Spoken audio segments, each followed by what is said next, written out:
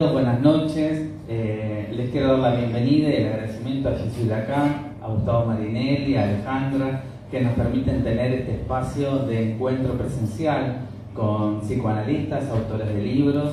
Agradecimiento especial a nuestra invitada de hoy, a Nélida, que nos va a compartir su vida, su trayectoria también. A todos los presentes acá que se acercaron de forma presencial a Jesuí y a todos los que se están conectando por el stream. Les quiero contar primero quién es mi invitada de hoy. Nélida Rienzo es licenciada en Psicología de la UBA, psicoanalista, maestranda en problemas psicosociales, en patologías de desvalimiento de buses, es cofundadora del equipo de pareja y familia del Servicio de Salud Mental del Hospital Piñero en 1979. Junto con su práctica en la Sala Internacional de Psiquiatría entre 1977 y 1980. Representante del Servicio de Salud Mental de Familia entre 1993 y 1999.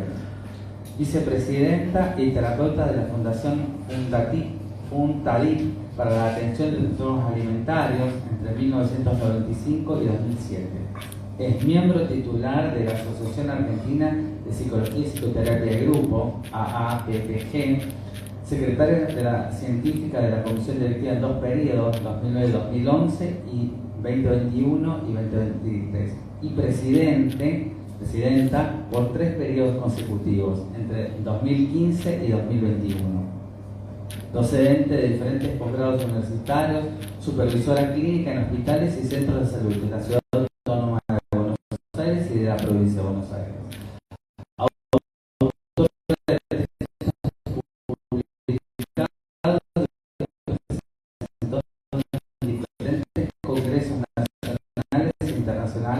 Acerca de diversos temas. Hay tipos de temas de psicoanálisis, hay algunos que están entre los que Nélida coordinó y también escribió: Desvalimiento, Las cosas del comer, editado por Fundalip; Desvalimiento de las instituciones; Teoría clínica en la obra de Janine Puget; Teoría clínica en la obra de Isidro Bernstein; Teoría clínica en la obra de Miguel Giacou; Psicoanálisis y salud mental; La potencia de lo colectivo y la psicoterapia frente a los nuevos sufrimientos psíquicos.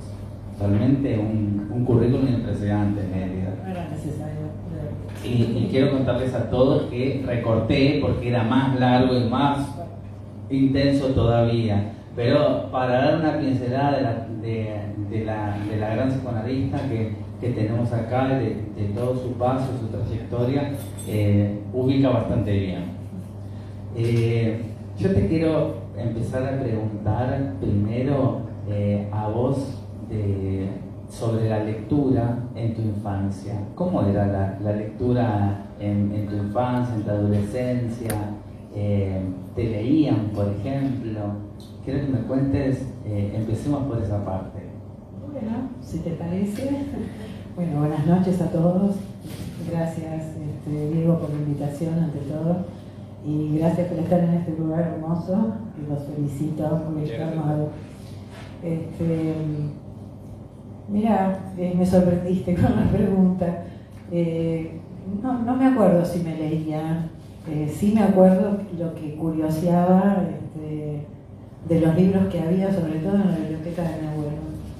Mi abuelo tenía una biblioteca que a mí me llamaba mucho la atención, y también había como un mueble, no sé cómo llamarlo, que estaba en un hall, que alguna vez abrí la puerta de ese mueble y encontré muchos libros, y siempre me quedó hasta la imagen de uno de ellos que tenía tapadura, y supongo que los colores, porque era muy chiquita, por eso digo que me debía llamar la atención por eso, porque no creo que pudiera entender a Tolstoy, pero me acuerdo que era un librito de esos.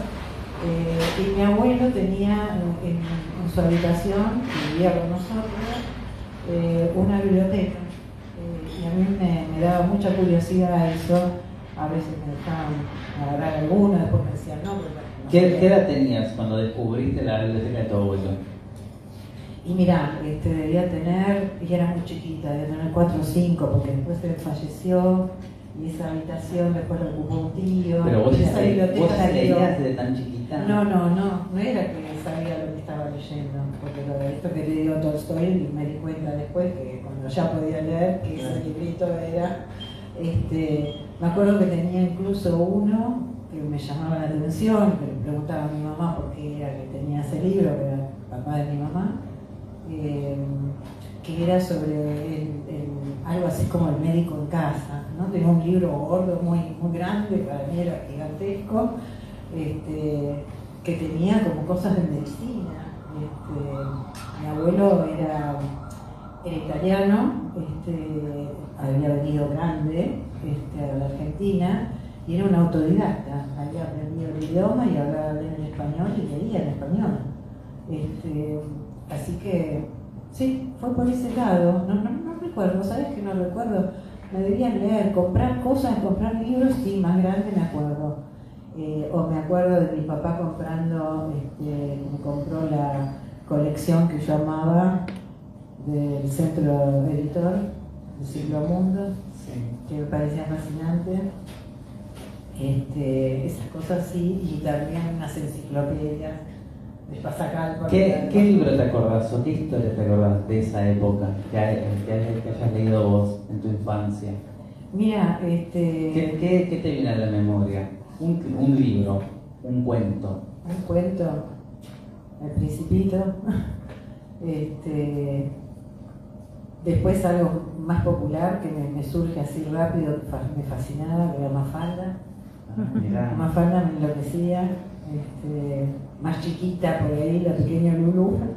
Y libros, por ahí los cuentos, sí, por ahí de los más comunes, de la Cenicienta, de Pato Donald, digamos, las cosas más de nena chiquita, digamos, ¿no? Sí, sí, sí. Ya después, más de preadolescente, ahí ya me interesaba mucho lo que era el tema de la política, de lo social. No entendía un montón de cosas, pero bueno, me gustaba leerlas. Bueno, la colección esa del Siglo Mundo yo era bastante chica para entender, digamos, y comprender todo lo que era la historia esa de los distintos siglos. Muy interesante. Pero sí, me sigue fascinando. Qué interesante la historia me fascina. Todo lo que vos contás de la lectura de esa colección. Yo te pregunto, ya de adolescente, por ejemplo, ¿vos ya escribías? ¿Escribías algo? ¿No escribías? Sí, me gustaba poesía, pero escondidas, no la mostraba. no la mostraba. Sí, me gustaba la poesía, me gusta mucho la poesía. Me gustaba mucho de chica también, Amado Nervo, Becker, o sea, me gustaba mucho la poesía romántica. Sí, bueno, estaba también en una edad que se prestaba para eso. Totalmente. Después por ahí leía cosas más sofisticadas, pero si no, más elaboradas o no tan románticas. Sí, la poesía escribía, pero en general no mostraba lo que escribía. Mirá. Sí. Está bien. No, bueno, pero ya desde chiquita escribías, leías bastante. Yo te quiero preguntar, ¿cómo llegas al psicoanálisis? ¿Cómo en esa adolescencia o en esa juventud llegas al psicoanálisis y decís, bueno, quiero ser psicoanalista? ¿Cómo descubriste el psicoanálisis? ¿Cuál es la primera lectura o la primera noticia que vos tenés de psicoanálisis? Mira, a mí me pasó en el secundario que no sabía muy bien para dónde ir, qué seguir estudiando después. Me acuerdo que tenía una profesora, como yo estudié magisterio, tenía una profesora que daba psicología infantil. Y ahí me acuerdo que me fasciné. Y entonces empecé a averiguar qué podía estudiar, digamos, ¿no? Me acuerdo que fui a buscar el programa de psicopedagogía y dije, no, esto tiene muchas materias de didáctica, ni loca, ya las estaba padeciendo, tal vez lo que me resultaba para mí en ese momento estructurado, dije, no es por ahí. Y después empecé a averiguar de psicología, y bueno, sí, me metí en psicología, y cuando cursé la primera materia de psicoanálisis, dije, esto es lo que yo quiero. Pero fue así. ¿En la clase o leyendo? Las dos cosas. Escuchando a la docente desde su transmisión y leyendo. Fascinada estaba. ¿Te acordaste que es la primera cosa de psicoanálisis que leíste?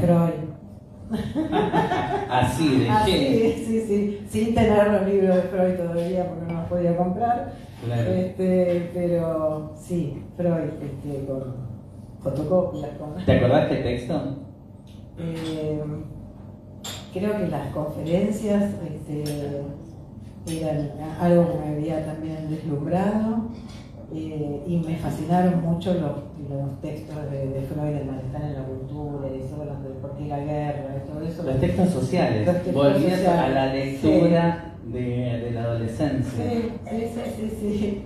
Me gustaban mucho y a tal punto que, bueno, después yo cursé la carrera en una época nefasta de la Argentina, así que la facultad se cerró. Vos ya estabas cursando psicología cuando se cierra la facultad. Sí, la facultad se cerró y entonces me acuerdo que encontré, yo dije algo tengo que hacer ligado a esto y me acuerdo que empecé a averiguar escuelas de psicoanálisis, que tampoco era muy oportuno averiguar esos lugares porque no eran lugares muy seguros, digamos. Pero era muy complicada la época para hacer cualquier tipo de cosa, grupos. Más ligado al psicoanálisis. Pero bueno, yo creo que no sé cómo llamarlo, el atrevimiento, el desafío, lo indolente, no sé qué, sabía que quería estudiar eso y entonces me incluí. Había una escuela, el CEF, Centro de Estudios Freudianos, que tomaban alumnos avanzados de la carrera, que no fueran, que estuvieran la primera materia cursada nada más. Y ahí estuve 2 años. Después la cosa se estaba poniendo bastante fea en el mismo centro, y me acuerdo que me fui. Después se abrió la facultad, y bueno, después me recibí y bueno, y ahí entré al hospital también en una época complicado, sí, en el 79. Pero ese era otro sueño. Entrar al hospital. En la facultad me pasó eso. Contame eso. Cuando estaba cursando en la facultad, yo dije, alguna vez quiero trabajar en un hospital. Ojalá pueda trabajar en un hospital. Y que mucha gente pueda acceder a lo que por ahí no puede acceder en un consultorio. Ese era mi sueño, pero así te lo puedo decir, fresquito, como si lo tuviera del día de ayer. Porque en esa época, a ver, más allá de la experiencia de Goldenberg en el Lanús, no había en los hospitales servicios como hay hoy, de acceso. Contanos un poco de esa época. ¿Qué es lo que vos veías? ¿Qué es lo que vos sentías? Y tanto hice hasta ver, cuando me dijeron que podía llegar a entrar en el famoso Piñero,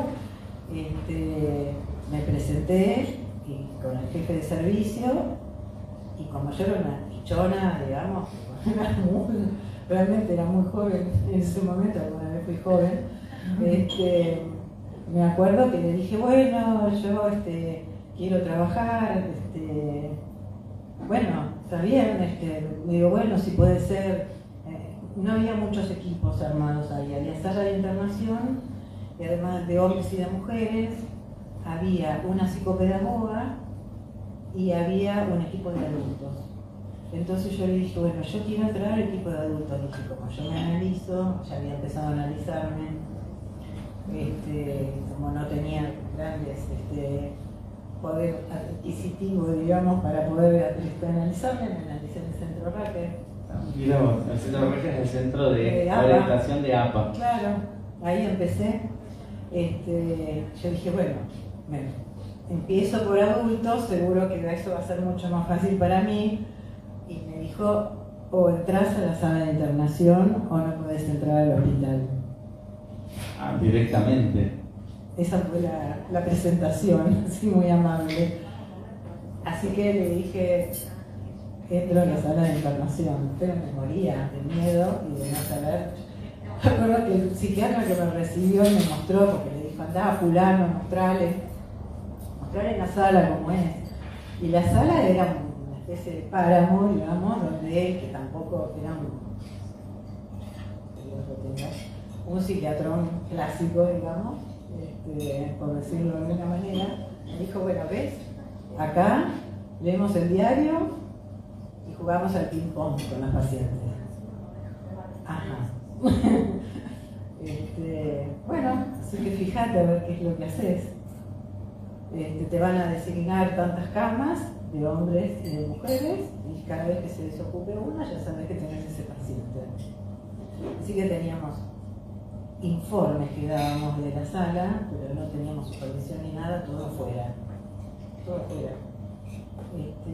Fueron los primeros tiempos de los psicólogos en los hospitales en Buenos Aires. Claro, porque además después el servicio se agrandó porque cambió la jefatura y la jefa que vino echada de Rawson y vino con la residencia de la jefatura del hospital. Se vino con la residencia, porque era una locomotora. Yo tengo mucho cariño y mucho recuerdo, mucho respeto. Una persona que se murió joven. Después fue directora de la LIAR, o sea, después se fue de Piñero, fue directora de la LIAR, y más allá de su estilo, que por ahí no era el más amoroso, tenía una ventaja, que valoraba a la gente que tenía ganas de trabajar. Y de alguna manera, yo estaba trabajando en la sala y ya me estaba interesando por el tema de familia, por trabajar con pacientes tan graves. Me acuerdo que ahí ella estaba interesada en familia porque le importaba Palo Alto y lo sistémico.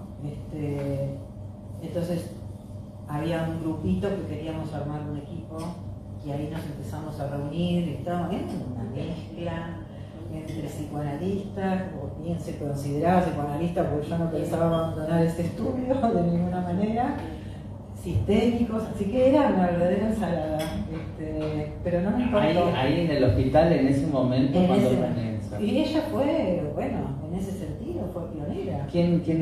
Ana Schiller.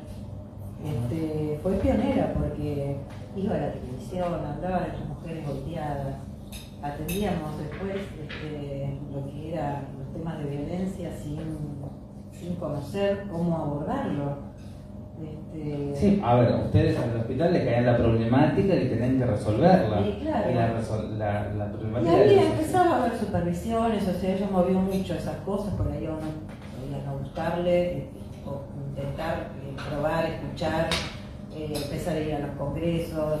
Isidoro Berenstein lo pude escuchar en unas conferencias que digo que había venido de Israel. Y ahí me empezó a interesar cómo pensaba. ¿A quién conoces primero? ¿A Isidoro? ¿A Janine? ¿Cómo es tu acercamiento a la perspectiva vincular y a ellos? Mira, con respecto al tema del trabajo con familias, recorrí muchos psicoanalistas, distintas escuelas dentro del psicoanálisis. En lo sistémico después me aparté porque, bueno, no alcanzaba a darme cuenta, la clínica no me resultaba como algo en lo que yo me sentía cómoda trabajando así que no lo tomé algunas cosas que me parecían interesantes. Y después supervisaba con analistas por ahí lacanianos que trabajaban también con pacientes psicóticos, entonces trabajaban con la familia. Con Juan Carlos Nochetti, que en su momento también trabajaba mucho con el tema de familia. Después empecé a tener lecturas de Isidoro y de Janine. Yo no me enganché enseguida con Isidoro, porque Isidoro tenía una beta kleiniana en su momento. Es que la formación de él, por la época, era kleiniana. Claro. Todos los psicoanalistas anteriores del 70 eran todos kleinianos. Claro, y yo estaba intentando estudiar acá, así que tenía una ensalada. Claro. Bueno, y así se fue dando, ir acercándose, ir siguiendo las lecturas y estudiando con distintos analistas. Con David Mandaski también estuve mucho. Él incitaba mucho que escribiera, él me empujaba mucho a que escribiera. A mí me costaba hacer eso. Sí, un maestro. Sí, estuviste con realmente psicoanalistas con mucho desarrollo. Y Janine también, Janine supervisé bastante tiempo, con Isidoro menos. Janine era increíble. ¿Cómo era tu relación con ellos? ¿Cómo? ¿Cómo era tu relación? Y es una relación, Porque, a ver, una cosa es esto desde el primer tiempo. Vos publicaste, escribiste y compilaste sobre la obra justamente de Janine Cuyel, de Isidoro. Vos tenías un conocimiento, por un lado, desde todo lo teórico, pero también desde lo personal, después de tantos años, de tanto tiempo. Claro, tenía una casuística que incluso mi aproximación a la asociación, digamos, no pudo ser tan rápida en el sentido de que como yo era de planta, todas las actividades se hacían a la mañana o al mediodía, las que eran ¿De planta en qué hospital? En el Piñero. En el Piñero. Porque los otros eran todos donde yo iba, la red de salud mental en el Ameguino, supervisaban en Subizarreta, supervisaban en el Alvear, en el Álvarez, o sea, recorrí de todos los hospitales y centros de salud.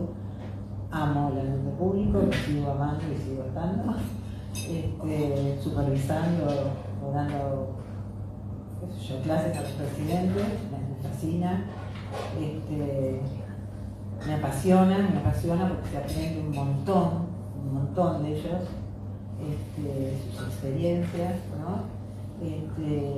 Y la aproximación fue cuando al final tuve un jefe que aceptó que yo fuera los jueves, me acuerdo, un delirio lo que voy a contar, pero es así, que atendiera a la mañana temprano y después de ahí me iba desde Piñero, Flores Sur, a la PPG que estaba en Areval en ese momento, a un grupo de científicos de familia que dependía del departamento de Isidoro. Hacía tanto pareja como familia, indistintamente. Así que estuve ahí incursionando por distintos lugares. Por todos lados. Por todos lados. Por sí. todos lados. Sí. ¿Cómo? Bueno, a ver, vos recién como que lo mencionaste, pero no terminaste de contar. ¿Cómo entras a la Asociación Argentina de Psicología y Psicoterapia de Grupo? Y eso fue recién en el año 2000. Sí.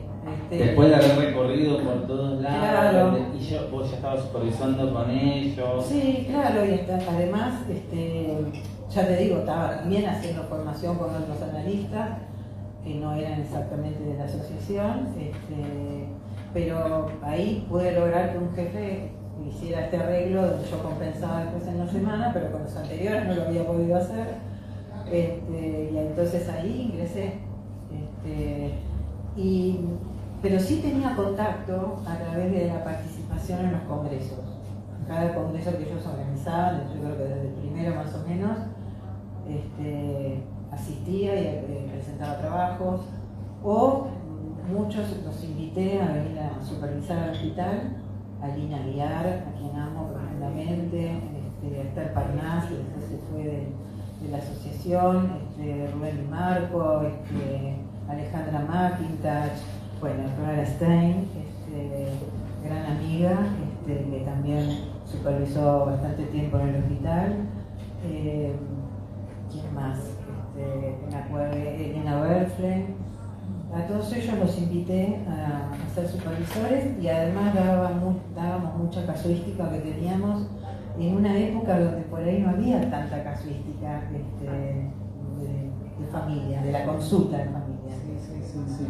Yo te quiero preguntar, desde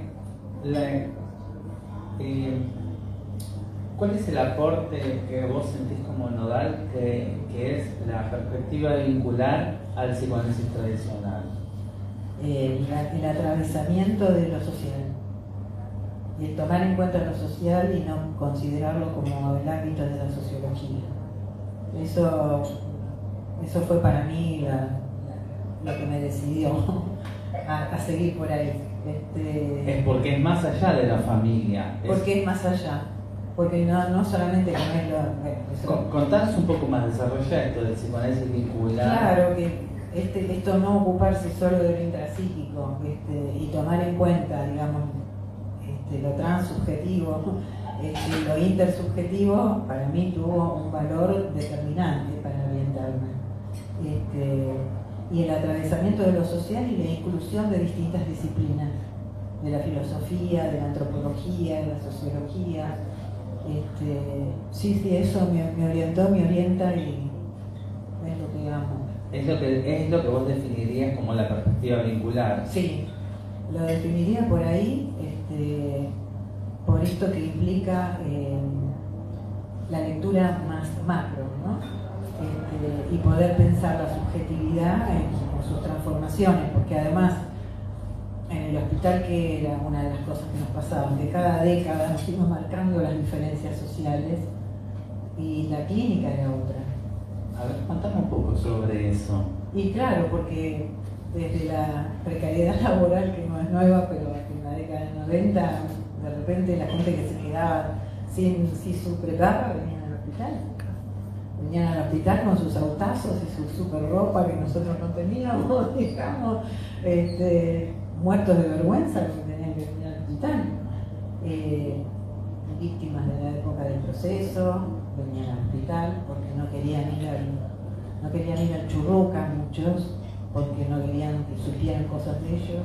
El Churruca, para los que no, también es un hospital que depende de la policía. Claro, entonces venían al hospital, lo que fue, Cromañón, lo que fue AMIA, en cada una de las situaciones, atendíamos quienes estábamos dispuestos, obviamente.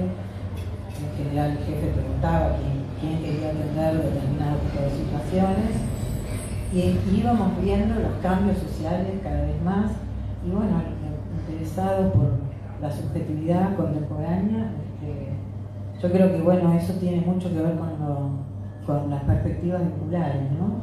No todas, porque cada uno entiende obviamente lo vincular desde distintas lecturas, ¿no? Pillon fue el pionero, obviamente, pero por ahí no entendía el vínculo exactamente de la misma manera, u otros grupalistas tampoco lo entendían de la misma manera, y yo creo que dentro de la asociación cada uno tiene sus propias improntas, sus lecturas. Vos decís que, digamos, no es una única línea, sino que realmente es como una construcción de cada uno de los analistas. Que la orientación es a ir en algo que no sea homogéneo, que no sea dogmático. Hay que luchar con eso, porque es más fácil. Sí. Hay que luchar, es una lucha interesante, ¿no? Sí, es una construcción apasionante, pero realmente tiene que ver con eso, ¿no? Con que no sea dogma, con que no sea algo para todos, y no solamente por el caso por caso, sino además pudiendo entender lo que implica, en qué situación está, entender la situación, ¿no? En la que se presenta. Y eso sí lo ha brindado y lo brinda la asociación. ¿Vos crees que fueron Janine y Isidoro quienes plantaron la base para esto? ¿O lo tomás desde más atrás, desde Pillon? ¿Cómo ves esta evolución y este pensamiento para que no sea dogmático? Porque es muy difícil esto, como me estás diciendo. Lo más fácil es esto. Y es lo más fácil. A ver, una serie de seminarios cerrados que sean así. Primer año Freud, segundo año Lacan, tercer año Klein o lo que sea. Sí, Winnicott, que es un autor tan interesante, pero bueno, eso de poder leer y abrevar de tantos autores es maravilloso, pero es cierto que es más difícil. ¿Pero quién le dio esa impronta? ¿Esto qué sería? La impronta de la asociación que es la que trabaja con psicoanálisis vincular. Bueno, Pillon fue uno de los que dio la impronta, pero además todo el grupo de psicoanalistas que fundaron la asociación yéndose de la IPA. Ya eran como los rebeldes, digamos, ¿no? Janine y Isidoro se quedaron en la IPA. Sí, pero medio de lado. Pero medio de lado, claro, no estaban bien vistos. Bueno, en el hospital hacíamos casi un sacrilegio como psicoanalistas haciendo familia. Era como de cuarta, digamos. Te derivo porque ya no sé qué hacer con este paciente. A ver si en familia o en pareja pueden hacer algo. No es psicoanálisis. Así que era una verdadera lucha. Y creo que la lucha esa no se termina porque todavía hay psicoanalistas que piensan que hay algo que tiene que ver con la sociología y en realidad no tiene nada que ver con el familiarismo, ni que nosotros ni separamos, ni juntamos gente, ni calmamos a nadie. No tiene nada que ver con eso. Pero bueno, muchas veces hay prejuicios en relación a eso, ¿no?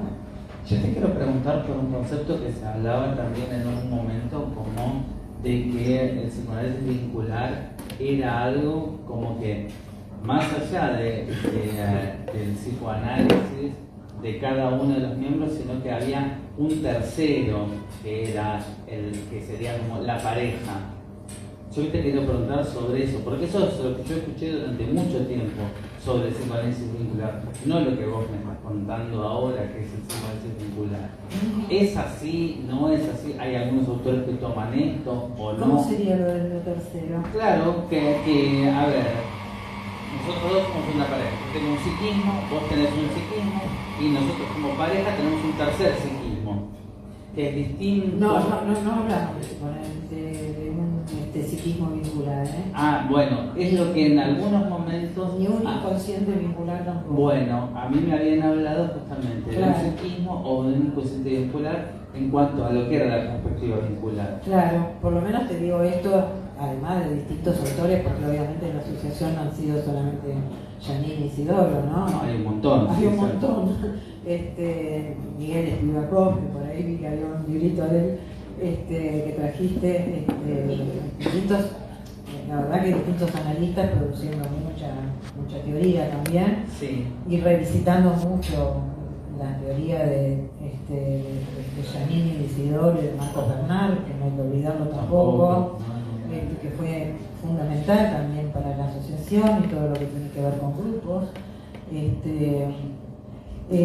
No, ni un inconsciente vincular, ni un psiquismo vincular, y te diría que el concepto de entre es ese espacio que es inacible, porque no es un espacio físico, que se crea entre dos personas. Supongamos, si pensamos en una pareja, para decirlo de manera sencilla, algo que se crea así, y seguramente en función de las historias, de las experiencias de cada uno, pero también con lo novedoso de lo que pueden crear entre ellos, construir una construcción que es a lo largo del tiempo que dura la pareja, ¿no?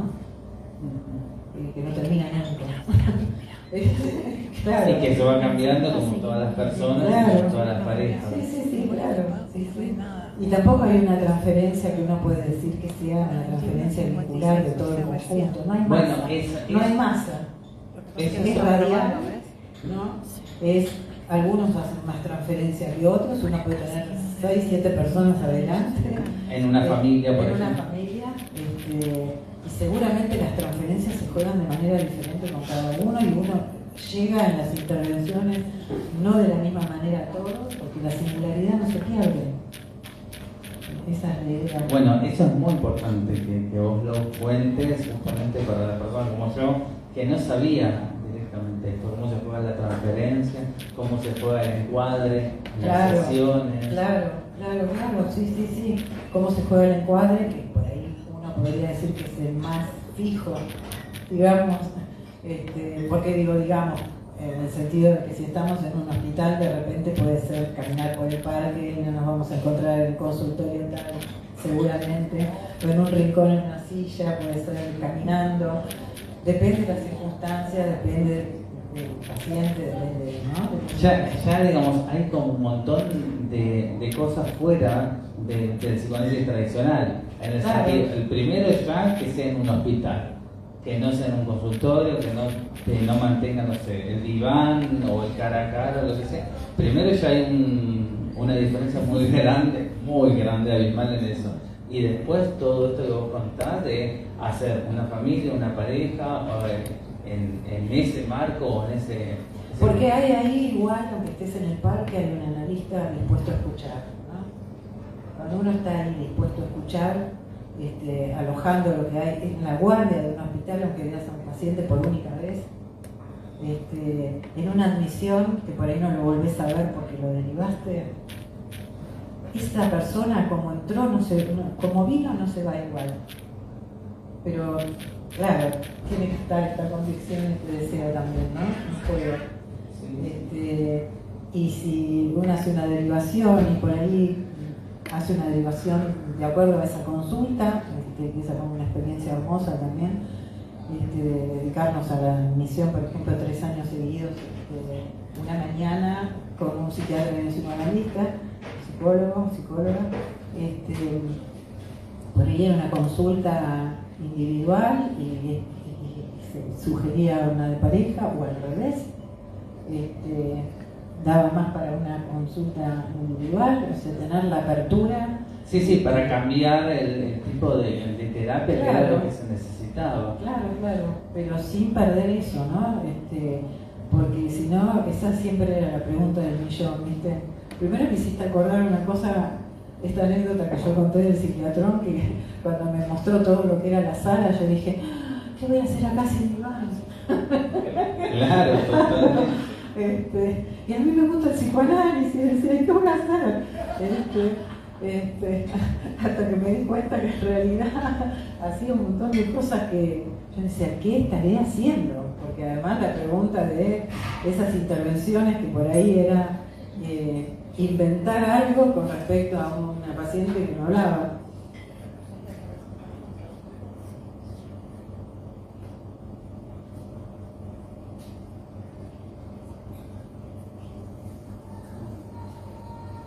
Bueno, sí, vamos a hacer un momento, un corte y vamos a retomar el vivo. Bueno. Pido perdón por esta interrupción, no tan agradable, pero bueno, la verdad que sintiéndome contenido de acá, desde el psicoanálisis vincular, la perspectiva vincular, podemos realmente retomar esta hermosa entrevista, lo que Nelia nos está compartiendo sobre el psicoanálisis vincular, sobre su trayectoria. Y hay una pregunta que yo le quiero hacer muy especialmente, que tiene que ver con su impronta y con su tarea y su trabajo en la comisión directiva de la Asociación Argentina de Psicología y Psicoterapia de Grupo, siendo durante 2 periodos distintos secretaria científica, con todo eso que es lo que significa, y durante 3 periodos presidenta de la asociación. Bueno, hay un giro, hay un aporte muy importante. Yo no conozco muchos analistas que hayan tenido tanto tiempo en función, en comisión directiva, en una asociación. Estamos hablando de 10 años, no sé si más.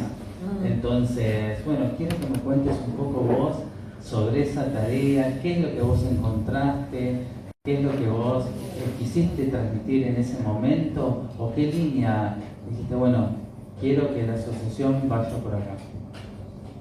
Bueno, o sea, para volver a preguntar, pregunto heavy. Pregunta heavy.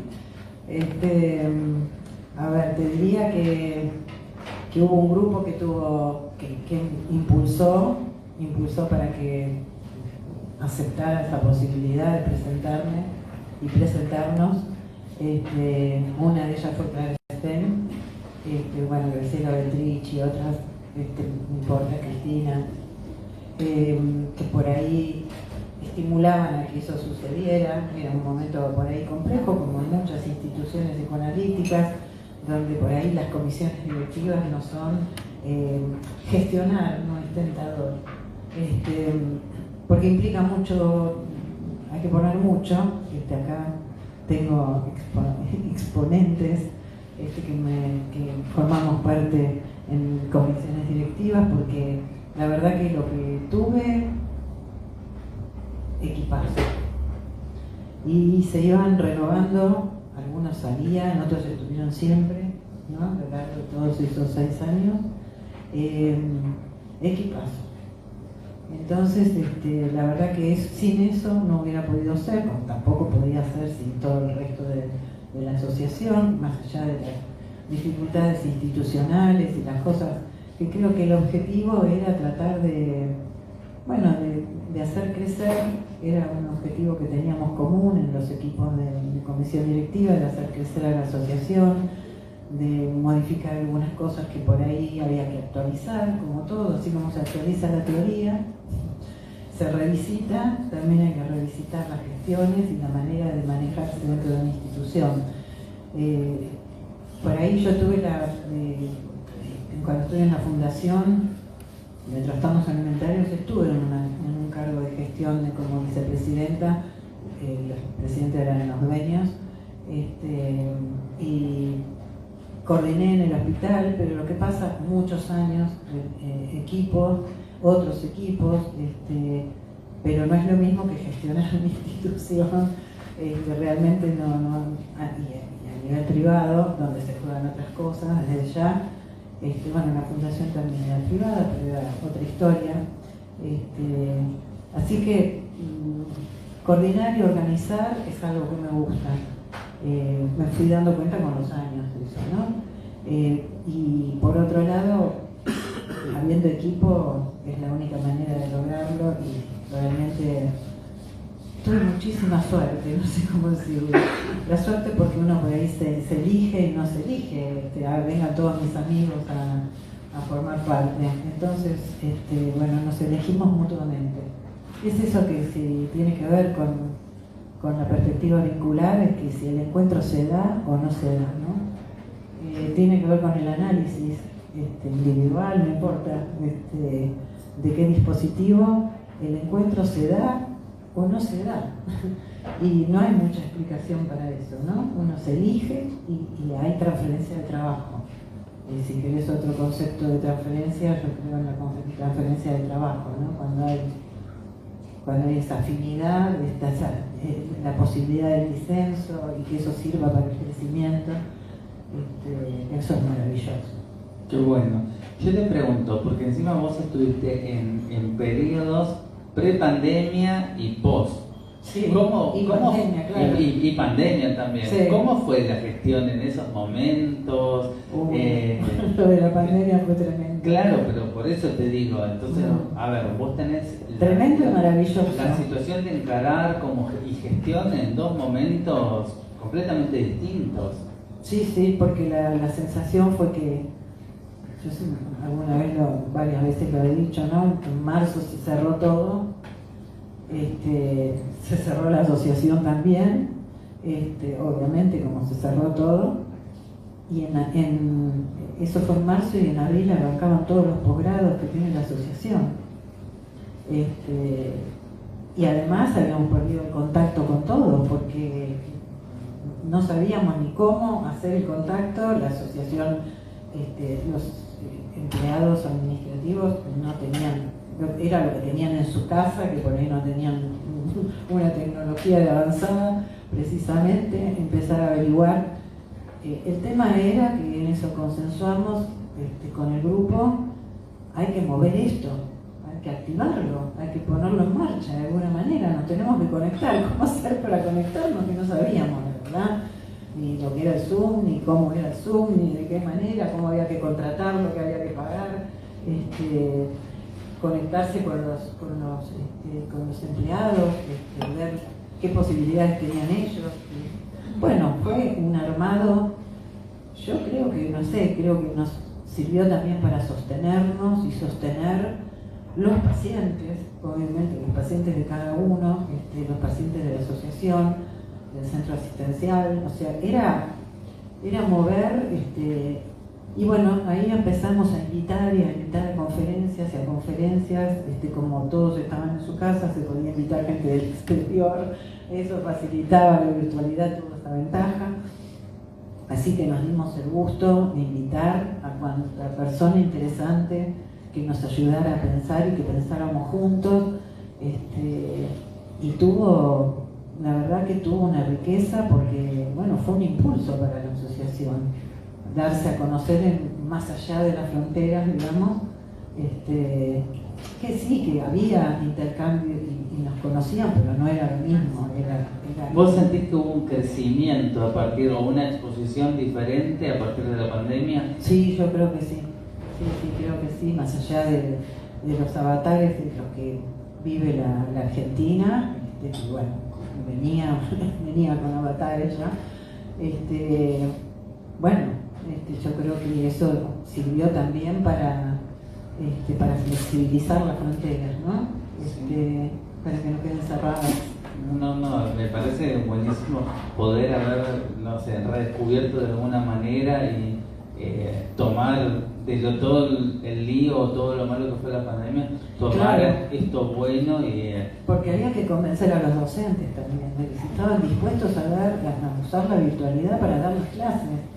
y había resistencias lógicas y todo lo que decíamos, bueno, nos planteábamos, bueno, no sabemos cómo se hace, hay que hacerlo. Porque por ahí la experiencia que podíamos tener como terapeuta, sí, haber atendido por Skype en aquel momento, una antigüedad lo que estoy diciendo, sí, personas que no estaban en Argentina o que no estaban, o estaban en alguna provincia, pero hacerlo como todo, actividad todo el tiempo, la verdad que no teníamos esa experiencia. Es que ahí hubo el punto donde yo siempre cuento lo mismo. A ver, psicoanálisis que era virtual a distancia, no es psicoanálisis. Antes de la pandemia todo el mundo le decía, era sacrilegio, pero a mí en la biblioteca venían el mostrador y todos tenían pacientes en el exterior. Nadie lo quería blanquear, pero era post-populi. Claro. Entonces ahí en el momento que pasó y que obligó a todos, bueno, hay un nuevo psicoanálisis por algún punto. Y vos veías... que no sea, digamos, hegemónico, ¿no? Totalmente. ¿Y cómo fue el psicoanálisis con perspectiva vincular en la pandemia? ¿Fue más difícil? ¿Fue distinto? ¿Qué desafíos tuviste ahí? Y yo creo que tuvimos el desafío de atender, incluso creo que eso se hizo como una red entre distintos profesionales fuera de la asociación también, de aquellos que quisieran consultar como contención, aunque no fuera a los fines terapéuticos, aunque fuera terapéutico en el más amplio sentido de la palabra, y bueno, hacer eso como pacientes que accedían a la virtualidad, otros que no querían saber nada, hubo de todo, sigue habiendo de todo. Como lo hay en el caso a caso. Tal cual, mucho para pensar, mucho para investigar, escribimos, salió la revista, se publicó, nos atrevimos a escribir porque en realidad uno va transitando sobre lo que va viviendo y es más difícil cuando toma un poco de distancia y puede pensar mejor, ¿no? Pero bueno, filósofos, sociólogos recorrieron gente del hospital para saber lo que significaba estar en los hospitales, lo que pasaba con los médicos, lo que pasaba con los psicólogos, lo que significaba trabajar en ese momento tan duro, tan difícil, ¿no? Tan inédito, tan sorpresivo. Y el tema, a ver, hablo algo que también, digamos, vos tenés una clínica específica de familia y de pareja, pero digamos, hubo mucha gente que hablaba y decía, la pandemia separó muchas parejas, muchas familias, la convivencia intensiva. ¿Qué es lo que vos viste como clínica? A ver, vos tenés justamente toda una clínica de familia y pareja anterior a la pandemia. ¿Qué es lo que vos viste ahí? ¿Pasó esto que es el mito que se dice o no pasó o hubo...? No, pasaron muchas cosas, incluso Canti vino también, o sí. Vino, digo yo, como estaba en casa, para hablar del tema de la discapacidad, para el tema de muchas situaciones, no solamente de pareja y familia, sino individuales, en la niñez, en la adolescencia, ¿no? Como en los adultos, cómo repercutía en cada uno, cómo a su vez no tener la oportunidad de poder enterrar a los muertos, digamos, ¿no? Había muchas cosas para trabajar y sigue habiendo, porque por ahí a mí me pasó mucho en la clínica privada que los pacientes por ahí no hablaban, no podían hablar de la pandemia.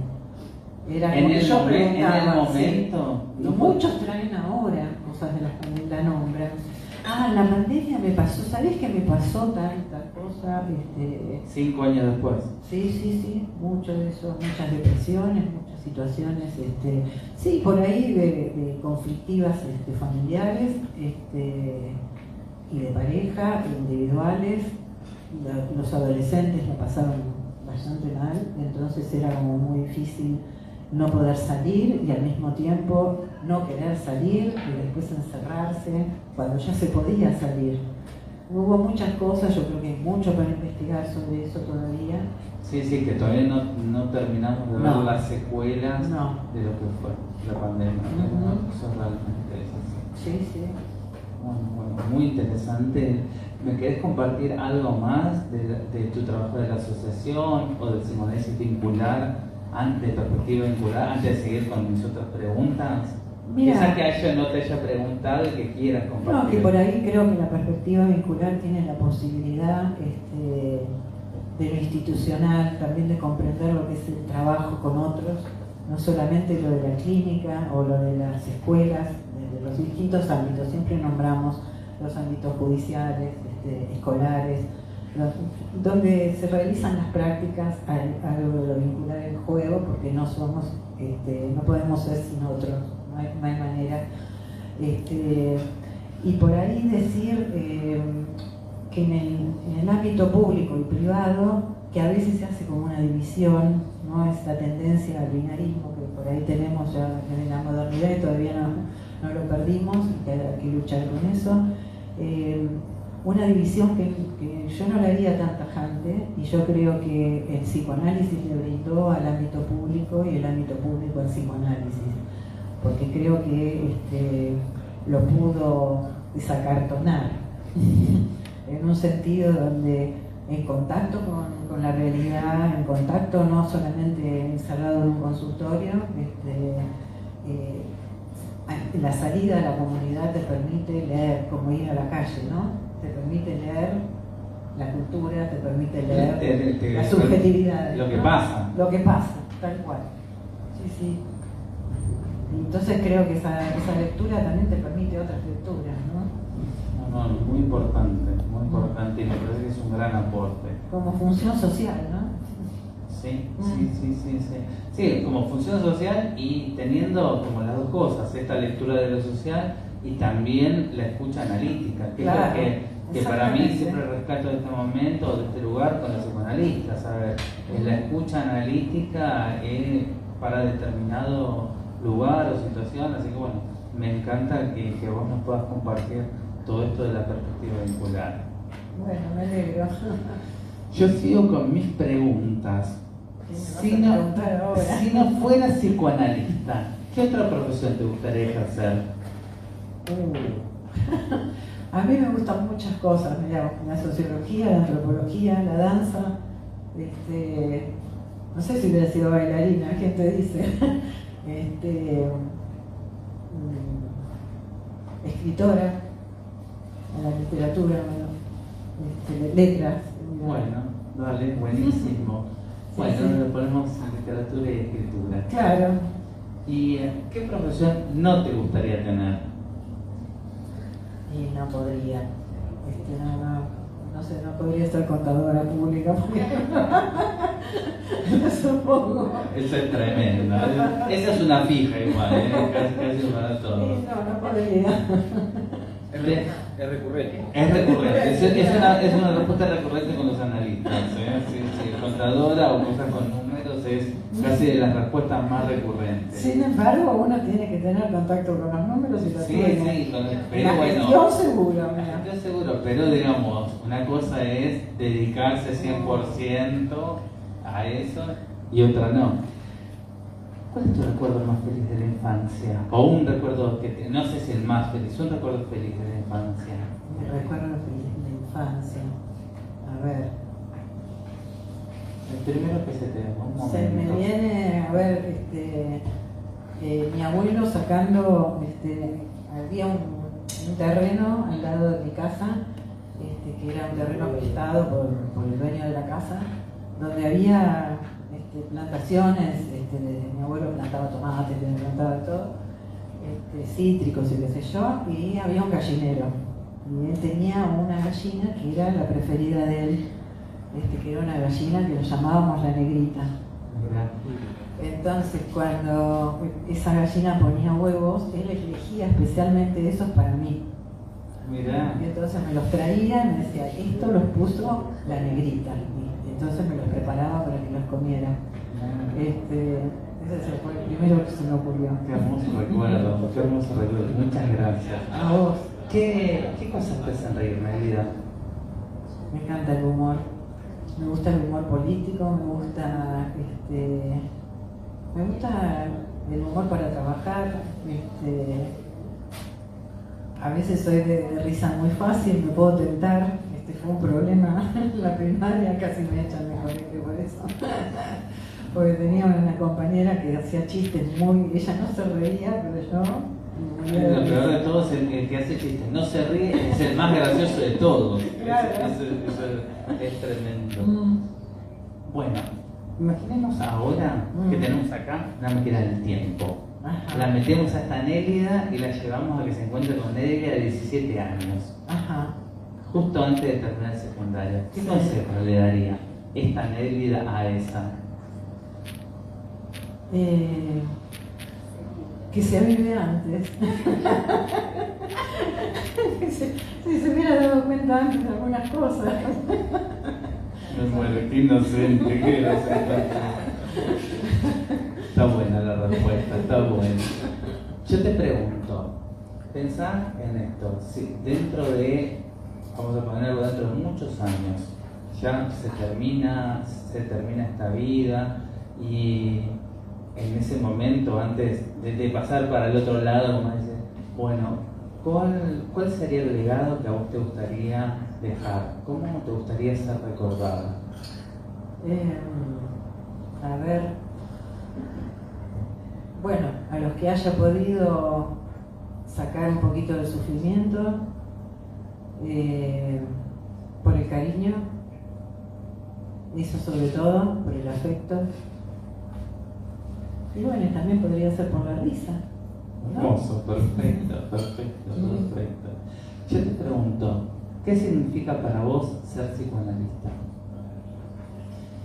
Y un modo primero de captar al otro, un modo de pensar la vida. Y bueno, tener que si para alguien puede servir lo que se puede transmitir, la docencia me gusta por eso, por lo que me brindan y lo que puedo llegar a brindar por ese intercambio, me parece maravilloso. Nunca podría dar una clase sin interacción, Sin un otro. sin un otro. Sí, que es lo que atraviesa lo que vos dijiste en toda la charla. Sí. Que me encanta, me parece maravilloso.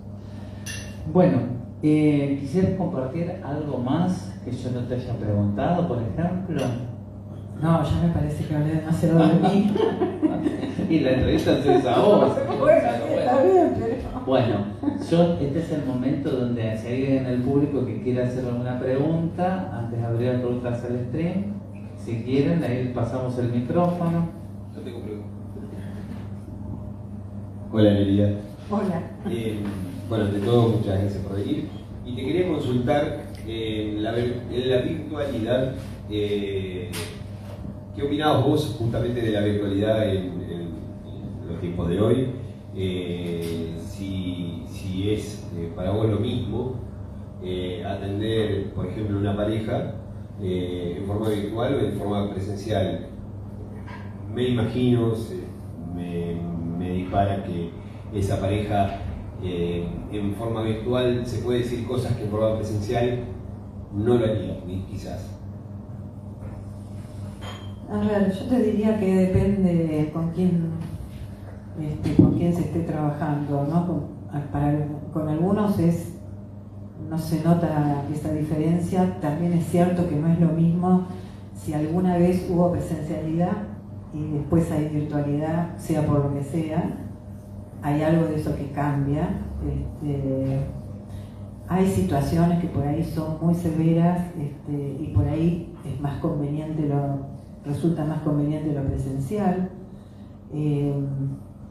A veces más que por lo virtual o lo presencial también es el tema de la distancia, ¿no? Si se trata de alguien que por ahí vive en el exterior y se trata de una situación muy compleja donde no contás con una red para armar derivaciones, ¿no? Que igual uno se las ingenia para hacer eso, pero es más problemático.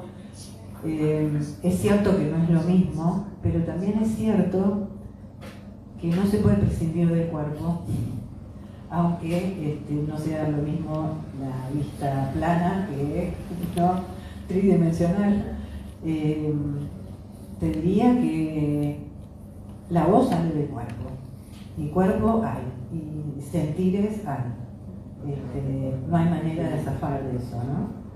Y por ahí hay otras cosas que suceden que también se pueden pensar, forman parte de investigaciones, que forman parte de estar en la casa del otro, ¿no? O en la intimidad del otro, porque por ahí uno lo hace desde un consultorio o lo hace desde un escritorio, pero es la entrada a la casa del otro, ¿no? Y eso es bastante impactante, porque el gato que pasa por delante de la computadora, que eso creo que lo tienen todos como experiencia, pero sí, tiene sus diferencias y es motivo de investigación, pero no para demonizarla, ¿no? Como nada de la tecnología está para demonizar. Es una herramienta. Es una herramienta. También en este caso que vos decís, una pareja que vive 500 kilómetros, que la puedas atender todas las semanas, es la forma. Es la forma, claro. Sí. Es la oportunidad. Dentro de los posibles, ¿no? Cuando tomamos en cuenta los posibles. Tal cual. Y nos guiamos por eso. Bueno, ahí Agus quiere... Está puteado. Yo le quiero preguntar dónde vas a envejecer, si vas a dejar la profesión, ¿cómo imaginás tu último tramo? Falta un montón, pero ¿lo imaginaste? ¿Te imaginás sin tu profesión? No. No me imagino, pero sí pienso que quiero estar muy alerta y quiero que me ayuden quienes estén a mi alrededor para darme cuenta que si la cosa no es como a mí me gusta hacerlo, estar advertida y al mismo tiempo, sino que me adviertan para no hacer las cosas de otra manera. Ahí sí que no estaría dispuesta a seguir. No sé si eso responde a tu pregunta, pero no me imagino. ¿Qué harías? No sabes. Y si me da el cuerpo o la cabeza, no sé, seguramente escribiría, seguramente por ahí tendría intercambios, conversaciones con otros, aunque no atendiera pacientes. Supongo que haría algo de eso. ¿Bailarías? ¿Cómo? ¿Bailarías? También, ¿cómo no? Si es música brasileña, mejor. Bueno, bien alegre. Bueno, ahora no sé si hay preguntas en el stream. No hay. Bueno, está bien.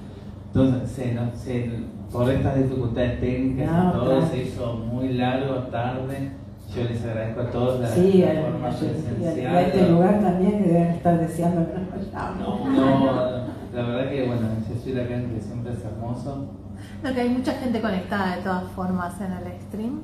No se están animando a hacer las preguntas, pero sí hay gente conectada. Bueno, Y hubo buena primera. Bueno. La verdad que hay mucho público del interior y del exterior que está viendo, así que bueno, yo te agradezco muchísimo esta hermosa entrevista, te agradezco toda la paciencia y los avatares desde la previa, desde llegar a este día, este momento y lo que pasó. Pero bueno, yo te agradezco muchísimo haber compartido todo esto de tu recorrido, de tu vida, hablarnos sobre el psicoanálisis con perspectiva vincular y bueno, desasnarnos en todo esto para que podamos aprender mucho más. Y bueno, yo te agradezco muchísimo, les pido a todos un fuerte aplauso. Muy bien, gracias a todos los que vinieron.